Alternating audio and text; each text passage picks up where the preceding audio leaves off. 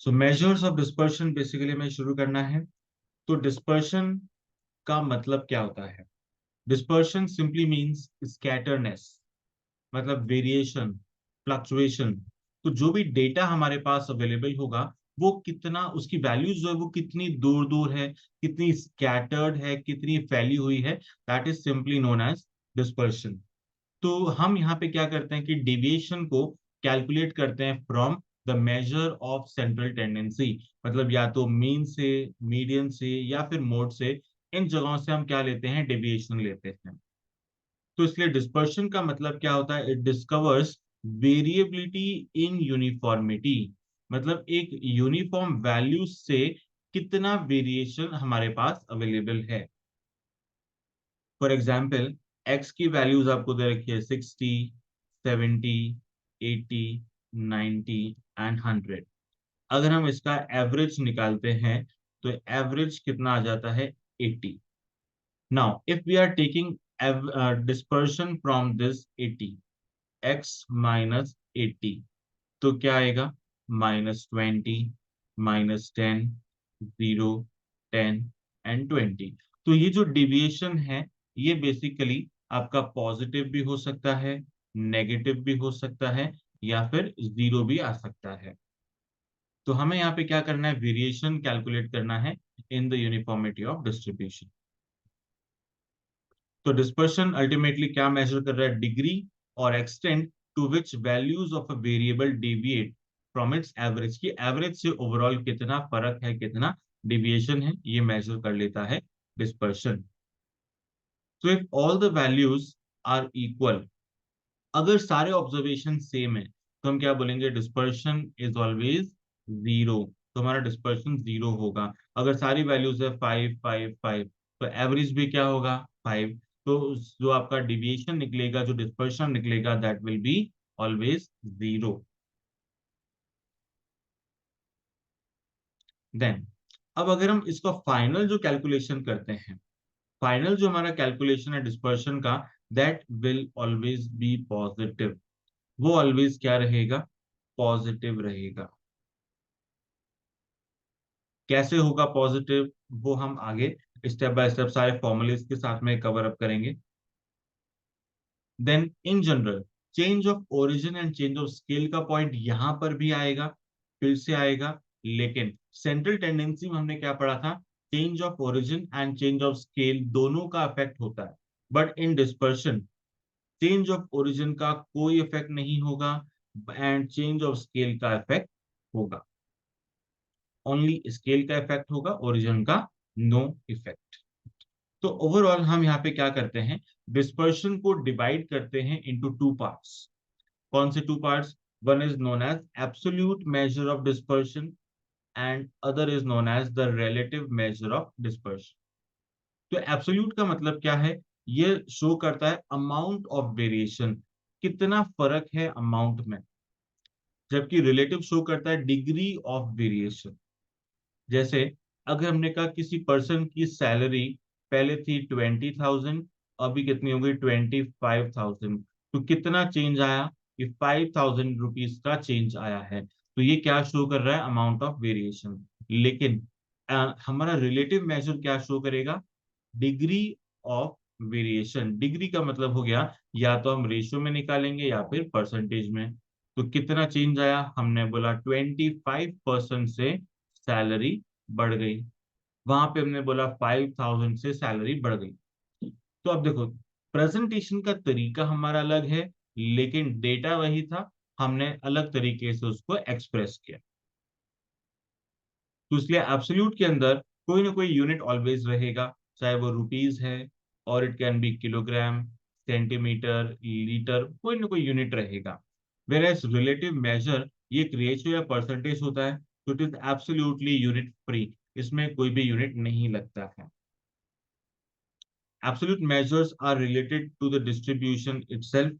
ये क्या करते हैं? खुद से ही बेसिकली रिलेट करते हैं, ये कंपैरिजन करने के काम में नहीं आता। वेरएज रिलेटिव मेजर को हम यूज करते हैं for comparison, comparison between two और मोर, दो या दो से ज्यादा चीजों के बीच में कंपैरिजन करना है, तो वहां पे हम डिस्पर्शन का यूज करते हैं, या फिर उसकी रिलेटिव एक्यूरेसी कितनी है, कंपैरिजन में एक्यूरेसी कितनी है, उसको मेजर करने के लिए भी रिलेटिव यूज होता है। फिर एब्सोल्यूट में क्या क्या चीजें हम पढ़ते हैं, range, QD, MD and SD, ये चार तरह के डिस्पर्शन हम यहाँ भी पढ़ते हैं। वेयर एज रिलेटिव मेजर में आते हैं इन सब के कोफिशिएंट, इन सब के कोफिशिएंट कवर होते हैं। तो ये हमारा पूरा आ गया मेजर ऑफ डिस्पर्शन में एब्सोल्यूट, ये चार चीजें हम पढ़ेंगे, रिलेटिव उन सब के कोफिशिएंट हम यहाँ पे पढ़ेंगे। तो अब चार पॉइंट्स हमारे पास में अवेलेबल है, तो वन बाय वन एक एक को हम कवर करते हैं। सबसे पहला, सबसे छोटा, सबसे आसान, सबसे इजी कौन सा है, range. First major of dispersion है हमारा रेंज। तो रेंज क्या है, दुनिया का सबसे आसान फॉर्मूला। तो रेंज का मतलब होता है it is the difference of highest and lowest value. तो एच माइनस एल, ये हम लिख सकते हैं highest minus lowest value.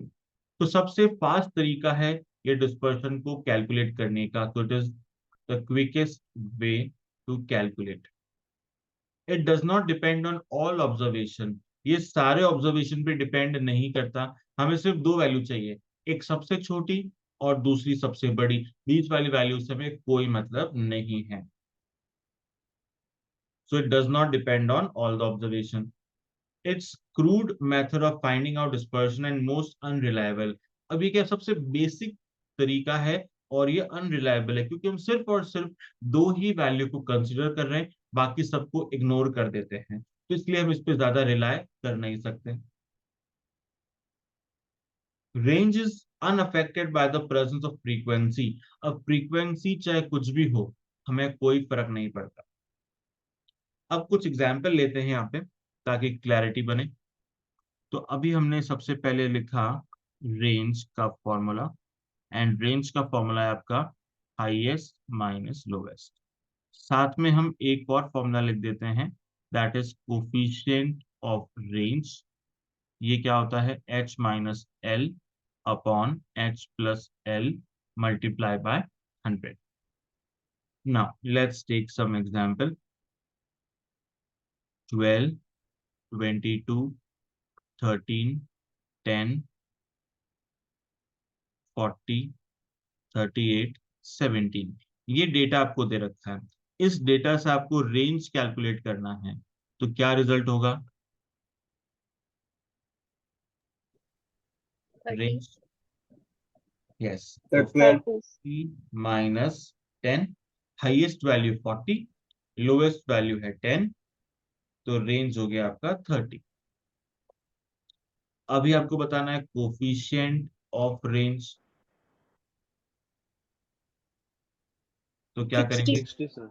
Yes, तो h minus L upon H plus L into 100। जब भी आप इंटू 100 करोगे, रिजल्ट आपका परसेंटेज में एक्सप्रेस हो जाएगा, तो इट इज 60%। कभी कभी ऑप्शन आपके सिंपली डेसिमल में है, तो उस केस में आपका आंसर हो जाएगा 0.6, मतलब ये आपका रेशियो हो गया, एंड 60 है आपका परसेंट। तो परसेंटेज का टर्म्स और ये रेशियो का टर्म्स। तो इसका मतलब हमने सिर्फ दो ही वैल्यू को कंसिडर किया, बाकी को हमने बिल्कुल भी कंसिडर नहीं किया। अब हमने क्या किया, all observations are increased by 10, सारे ऑब्जर्वेशन को 10 से इंक्रीज कर दिया, तो न्यू रेंज क्या होना चाहिए, no change, तो नो चेंज होगा, सेम ही रहेगा। यस। तो हमारी हाईएस्ट वैल्यू क्या बन जाएगी, 40 प्लस 10 50, एंड लोएस्ट वैल्यू क्या बन जाएगी, 10 प्लस 10 20, तो रेंज आपका सेम रहेगा, रेंज पे कोई इफेक्ट नहीं होगा। क्या कोफिशिएंट ऑफ रेंज भी सेम रहेगा,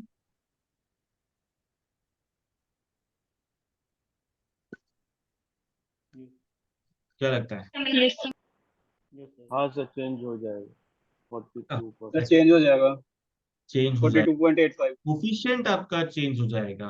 दैट मीन्स जो चेंज ऑफ ओरिजिन का इफेक्ट नहीं होता है, तो वो बात हो रही है रेंज की, ना कि उसके कोफिशिएंट की, ठीक है। तो range is not affected due to change of origin. तो range remains unaffected due to change of origin, लेकिन कोफिशिएंट ऑफ रेंज तो अफेक्ट होता है। सिमिलरली मैंने बोला ऑल ऑब्जर्वेशंस आर डबल्ड, सारे ऑब्जर्वेशन को डबल कर दिया, न्यू रेंज क्या होगा? सर सेम ही रहेगा। पक्का? Multiply by 2। No sir, double हो जाएगा। ये भी डबल हो डबल हो जाएगा, जाएगा। रेंज भी। Highest value yes sir. देखो 40 का डबल कितना हुआ? 80। 80। लोएस्ट वैल्यू 10 का डबल 20, तो आपका रेंज कितना हो गया? 60। तो पहले रेंज 30 था, अभी उसका डबल 60 हो गया। दैट मीन्स जैसे ही हमने चेंज ऑफ स्केल किया तो उसका इफेक्ट हमारे सामने आ गया। तो चेंज ऑफ स्केल का तो अफेक्ट होगा, लेकिन स्केल का यहाँ पे मतलब चेंज ऑफ ओरिजिन का कोई इफेक्ट नहीं होगा, लेकिन स्केल का इफेक्ट होगा, उसी रेशियो के अंदर होगा।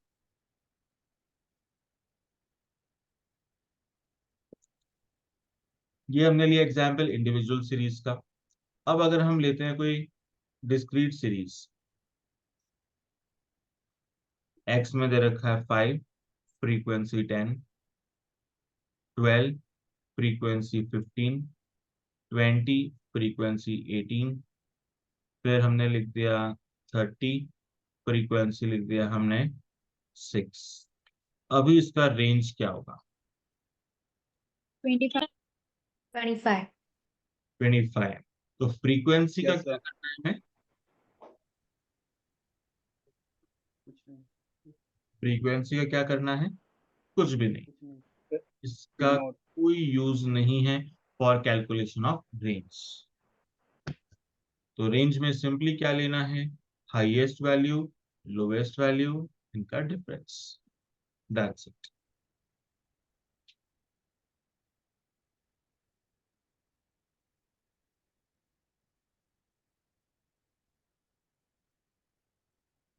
देन अगर क्लास इंटरवल दे रखा है like 10 to 20, 20 to 30, 30 to 40, 40 to 50,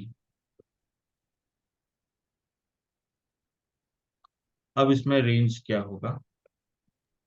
40। Sir 40। 40, 50 minus 10, 40। तो बस इतना सा है हमारा range.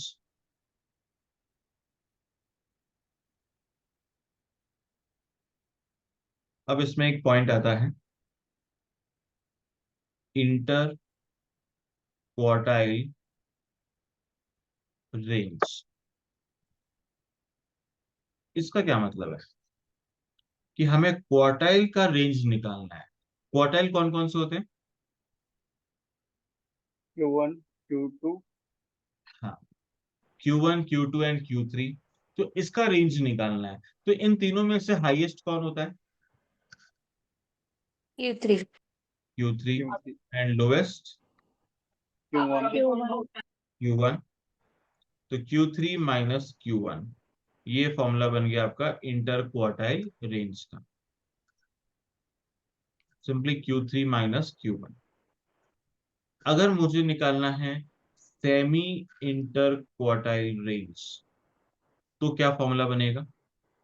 Q3 minus Divided Q1 by 2। Semi मतलब हाफ। तो सिंपली क्या करेंगे, इसी को डिवाइडेड बाय 2। कर एंड दे। Semi inter quartile range is commonly known as quartile deviation. तो इसी चीज को हम क्या बोलते हैं? Quartile deviation. तो ये हमारा रेंज की हेल्प से क्वार्टाइल डेविएशन का फॉर्मूला बन गया, Q3 minus Q1 upon 2. So this is the formula for quartile deviation. Okay sir. अगर आपको यहाँ पे coefficient of quartile deviation calculate करना है, तो फिर क्या करेंगे? Q3 minus Q1 upon Q3 plus Q1 multiply by 100। 100। तो ये बन गया हमारा कोफिशिएंट ऑफ क्वार्टाइल डेविएशन।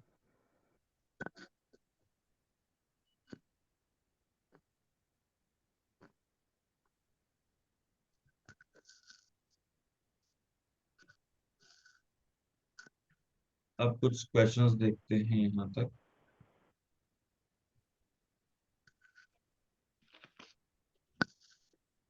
पहले कुछ थ्योरी वाले question.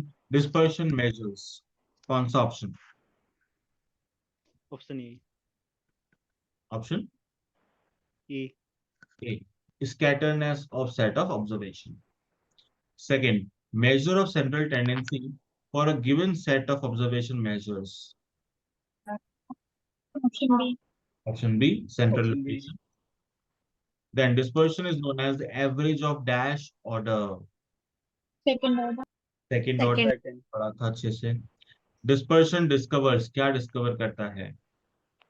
Option B. Option B, कितना वेरिएशन है, तो variability in the uniformity of distribution. 5, dash in particular helps in finding out the variability of data. Option A. A. Dispersion. Person. Amount of variation is designated as क्या बोलेंगे? Both. Absolute. Amount absolute. Variation, तो relative या absolute? Absolute sir. Absolute, क्योंकि relative में होता है degree, मतलब ratio या फिर percentage. 7, the degree of variation is designated as Relative. Relative. Relative. Relative. Relative. When it comes to comparing two or more distribution, we consider comparison कहाँ पे होता है? सर रिलेटिव में। Relative. Relative. Which one is difficult to compute? कौन सा मुश्किल है? Relative. Absolute. Relative. Because में एक स्टेप ज्यादा हो जाता है थोड़ा सा।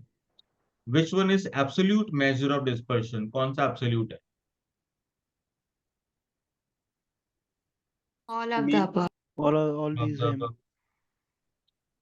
The relation relative range is equal to absolute range upon sum of two extremes. ये true है या false, ये सोच के बताना। True. True. Sir true.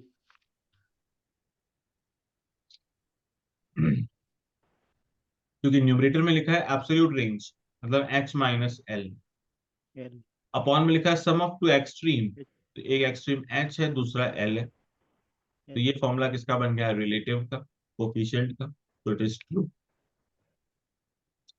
12, 12 में जो फॉर्मूला गिवन है ये किसका है? Coefficient of quartile coefficient deviation. Of quartile option deviation. Number A. Then अब यहाँ से थोड़े मिक्स हो जाएंगे क्वेश्चन, इसको आगे करते हैं। अब इसमें रैंडमली क्वेश्चन नंबर 2, इन सब में जो डैश डैश है, डैश का मतलब रुपीज है, ये सब रुपीज लिखे आगे, ₹80, ₹65, ₹90 एंड सो ऑन। ये डेटा गिवन है, wages of 8 workers, find out the coefficient of range।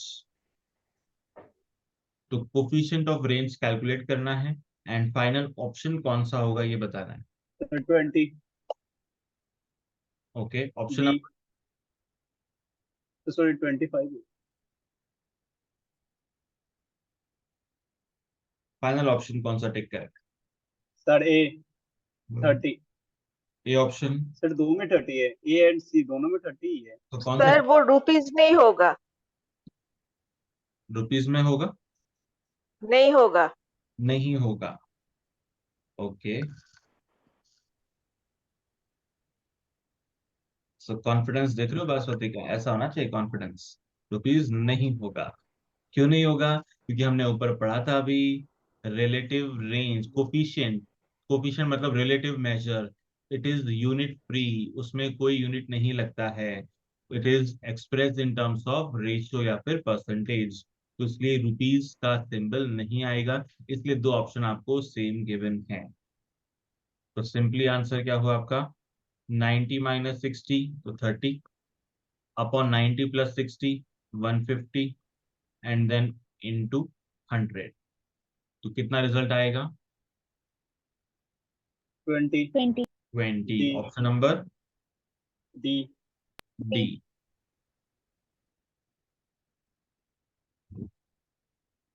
फिर फोर्थ वाला बता दो।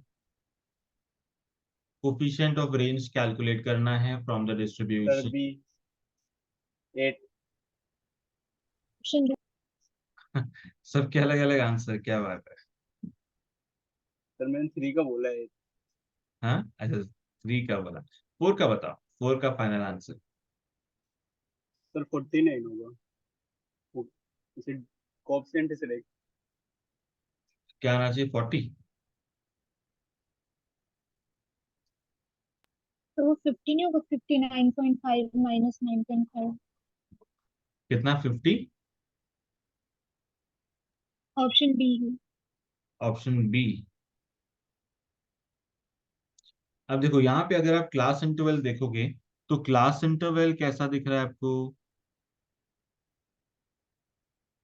इंक्लूसिव। तो इंक्लूसिव जब भी होता है तो हमें क्या करना पड़ता है, कन्वर्ट इनटू एक्सक्लूसिव। बट हमें सारी वैल्यूज को कन्वर्ट करने की जरूरत नहीं है, जो आपको चाहिए उसी को कन्वर्ट कर लो। हमें तो चाहिए लोवेस्ट एंड हाईएस्ट। तो 10 क्या बन जाएगा जब इसको कन्वर्ट करेंगे, 9.5 9.5। 59 क्या बन जाएगा, 59.5 59.5। 59.5। अब इसको सॉल्व करते हैं, कोफिशिएंट निकालना है। तो 59.5 minus 9.5 upon 59.5 plus 9.5 into 100।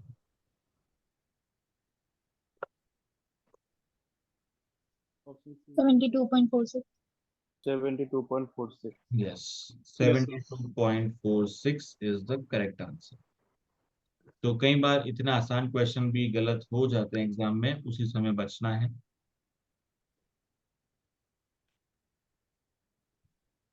Next is question number 5, quartile division निकालना है। तो क्वार्टाइल डिवीजन निकालने के लिए हमें क्या चाहिए, Q3 एंड Q1 चाहिए। तो इस डेटा से पहले आपको Q3 एंड Q1 निकालना आना चाहिए। तो क्योंकि हम सेंट्रल टेंडेंसी पढ़ चुके हैं तो हमें वो सारी चीजें आती है। तो सबसे पहले आपने देखा डेटा इज ऑलरेडी अरेंज्ड। तो रैंक ऑफ Q1 कैसे निकालते हैं, रैंक ऑफ Q1 कैसे निकालते हैं। n+1/4। Yes, n+1/4। n कितना है आपके पास, 7। 7+1/4 क्या रैंक आ जाएगी, सेकेंड रैंक। सेकेंड रैंक पे क्या है, 3। So therefore 3 Q1 is equal to 3। Similarly हम क्या निकालेंगे, rank of Q3, third quartile की रैंक। तो 3 × n+1/4, तो कितनी रैंक आ जाएगी, सिक्स्थ रैंक। सिक्स्थ प्लेस पे क्या है, चेक कर लो, सिक्स्थ प्लेस पे कौन है, 6 6। 6 तो Q3 इज इक्वल टू 6। तो Q1 एंड Q3 दोनों आ चुके हैं। अभी हमें कैलकुलेट करना है quartile deviation. So Q3 minus Q1/2, result is 1.5। तो 1.5 आ गया, option number D, quartile deviation.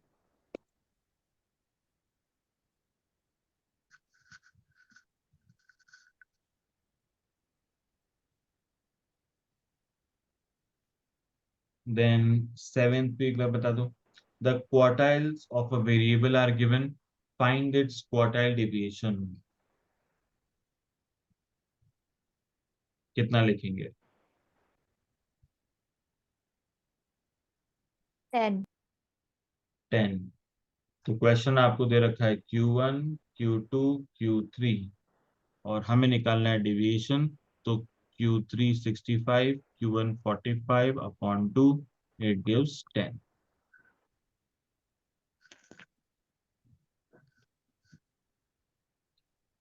तो क्वार्टाइल डेविएशन भी समझ आ गया।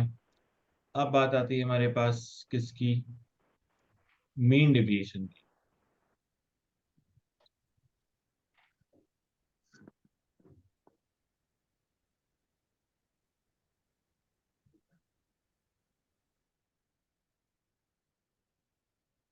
तो मीन डेविएशन क्या थोड़ा सा अलग है, इसमें थोड़ी कैलकुलेशन ज्यादा होगी, थोड़ी मेहनत ज्यादा करनी पड़ेगी। सो it is based on all the observation.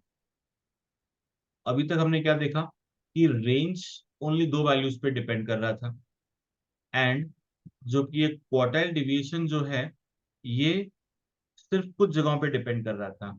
कहाँ पे? मिडिल 50%। कैसे? कि जैसे हम अगर एक सीरीज को डिवाइड करते हैं अकॉर्डिंग टू रेंज, तो ये आपका Q1, Q2, Q3, हर एक पोर्शन में इक्वल नंबर ऑफ ऑब्जर्वेशन है, that is 25% observation.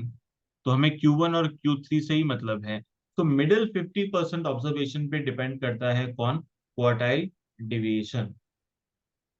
So it is not depend on all observation.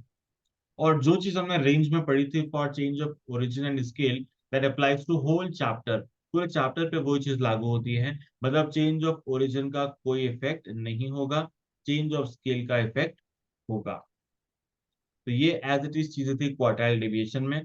उसी तरह से मीन डेविएशन के अंदर अब हम क्या कह रहे हैं? It is based on all the observation. अब ये तो सारे के सारे ऑब्जर्वेशन को इंक्लूड करना ही पड़ेगा, यहाँ पे रेंज और क्यूटी की तरह काम शॉर्ट में नहीं चलेगा। तो फिर हम डेविएशन निकालेंगे। डेविएशन किससे निकाल सकते हैं? या तो मीन, मीडियन या फिर मोड, इनमें से कहीं से भी हम डेविएशन कैलकुलेट करेंगे। जब भी हम डेविएशन कैलकुलेट करेंगे तो साइंस आर इग्नोर्ड, मतलब हम प्लस या माइनस का साइन नहीं लगाते हैं, मॉड्यूलस लगा के साइन को इग्नोर कर देंगे। अगर क्वेश्चन में कुछ भी नहीं लिखा है, नथिंग इज स्पेसिफाइड, तो फिर हम बाय डिफॉल्ट डेविएशन किससे लेंगे? अर्थमेटिक मीन से। अगर क्वेश्चन ने नहीं बताया है तो अर्थमेटिक मीन से डेविएशन ले लो।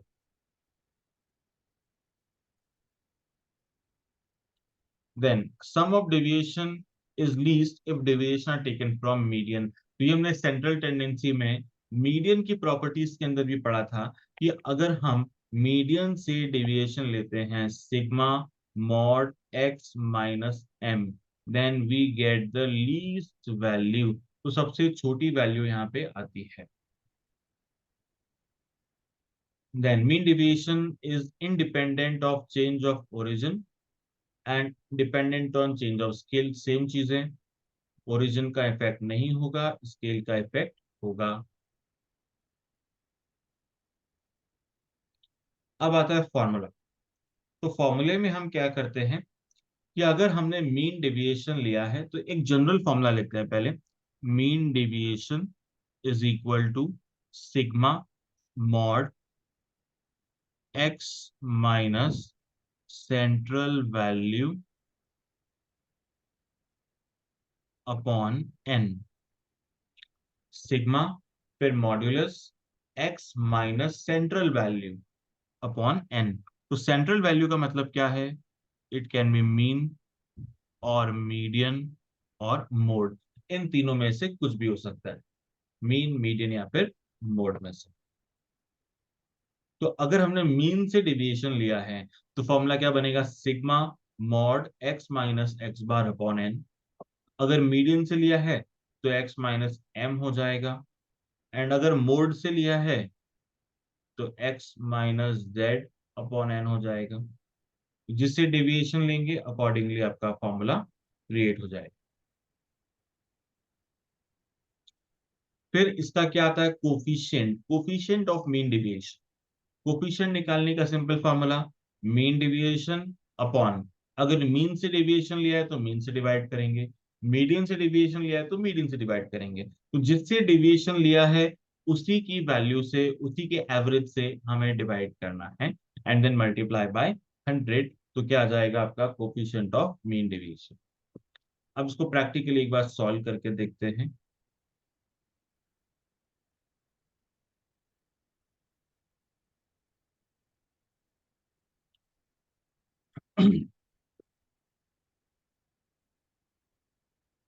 सो क्वेश्चन में वैल्यूज दे रखी है एक्स की 5, 8, 6, 3 एंड 4। अभी क्या करना है आपको? पहले क्वेश्चन ने बोला find out mean deviation about mean, mean से डेविएशन लेना है। तो पहले हम क्या करेंगे? एक्स का टोटल कैलकुलेट करेंगे। तो एक्स का टोटल कितना है? टोटल बता दो एक बार।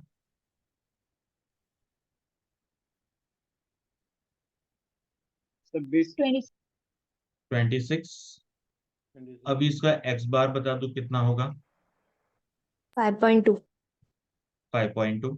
26/5 इट गिव्स 5.2। अभी क्वेश्चन ने बोला मीन से डेविएशन लेना है, तो x माइनस एक्स बार मतलब x माइनस 5.2। तो 5 माइनस 5.2 कितना होता है? -0.2. 0.2 -0.2। लेकिन हमें क्या करना है यहाँ पे? एब्सोल्यूट वैल्यू लेनी, इग्नोर मॉड्यूलस करना है। लगाना है, इसलिए नेगेटिव को हम हटा देंगे, इग्नोर कर देंगे। तो 0.2। फिर 8 माइनस 5.2 2.8. 2.8 सर 2.8। 2.8 फिर नेक्स्ट 0.8। 0.8 0.8 फिर 2.2 एंड लास्ट यस सर 1.2। 1.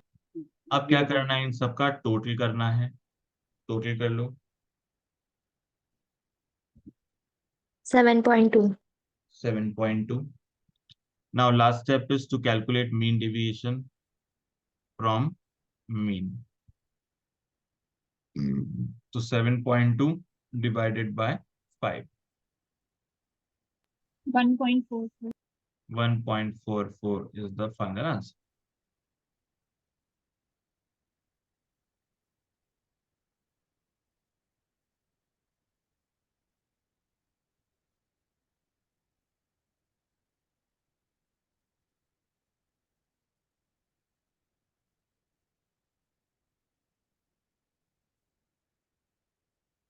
ये हो गया आपका क्वेश्चन नंबर 8।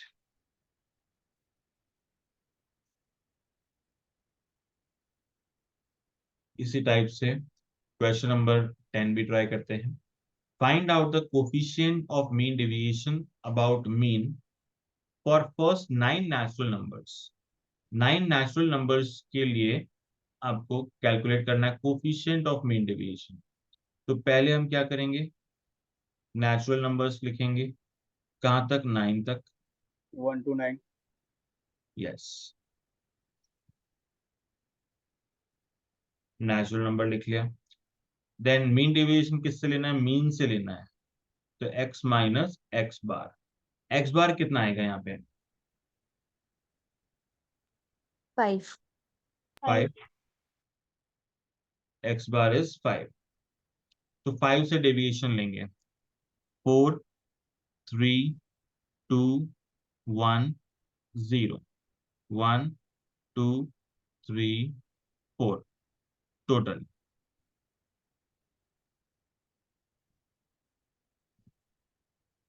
20. 20 आ गया total. Now as per the formula mean deviation from mean 20 divided by 9। ये तो आ गया मीन डेविएशन। अब हमें क्या चाहिए? Coefficient of mean deviation. तो क्या लिखेंगे? Mean deviation upon mean is 5 multiply by 100। तो रिजल्ट कितना आ जाएगा? 400/9। तो ऑप्शन चेक कर सकते हैं हम, ऑप्शन नंबर सी से मैच हो रहा है।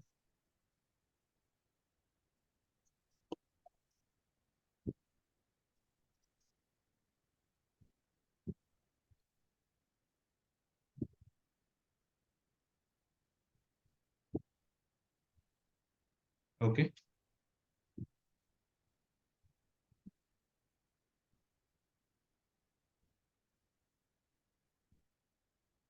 फिर ट्राई करते हैं 12। 11 भी ऐसा ही है, बस इस बार आपको मीन की बजाय मीडियन से डेविएशन लेना है। तो पहले आप मीडियन निकालेंगे और फिर डेविएशन लेंगे। तो 11th वाला आप इजीली कर सकते हैं। 12th ये मैं करवा देता हूँ। Mean deviation from mode calculate करना है।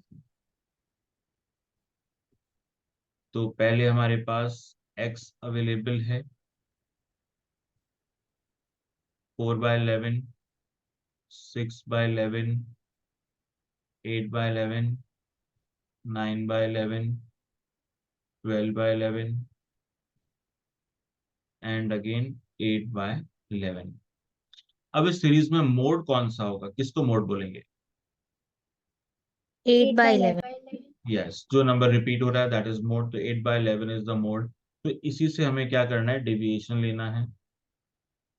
तो मॉड x माइनस जेड, तो 4/11 माइनस 8/11 कितना बचेगा, 11, 2/11, 0, 1/11, 4 and then 0।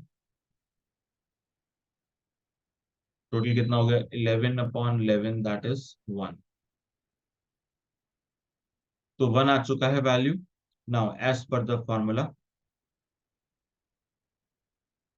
Total divided by number of observations 6। तो 1/6 आ गया आपका मीन डेविएशन फ्रॉम मोड।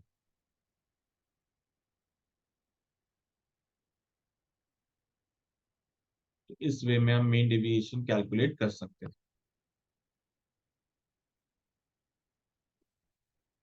यहां तक कोई डाउट किसी को? No sir. हम्म।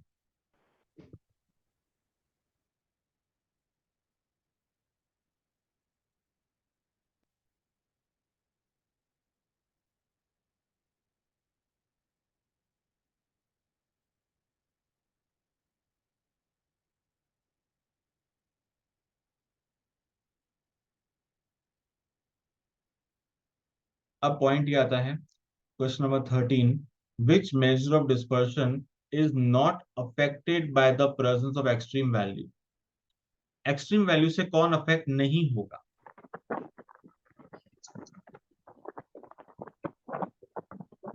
क्या लगता है? Sir range. रेंज तो बनता ही एक्सट्रीम वैल्यू से है, सबसे ज्यादा वही अफेक्ट होगा। So D quartile deviation. D quartile deviation, because it is based on middle 50% of observation. 14, appropriate measure of dispersion for open end classification। अगर क्लास इंटरवल ओपन एंडेड है तो कौन सा बेटर है? quartile deviation. क्वार्टाइल डेविएशन, क्योंकि ये middle पे based है। तो स्टार्टिंग में कुछ भी हो, एंडिंग में कुछ भी हो, डजंट मेक एनी डिफरेंस, तो इसलिए quartile deviation. Which measure is based on absolute deviation only, मतलब जहां पे हम साइन को इग्नोर कर देते हैं। Mean deviation. Mean deviation. 16, when all the values are equal, तो वेरिएंस क्या होता है, या कुछ भी मेजर ऑफ सर डिस्पर्शन क्या जीरो। होगा?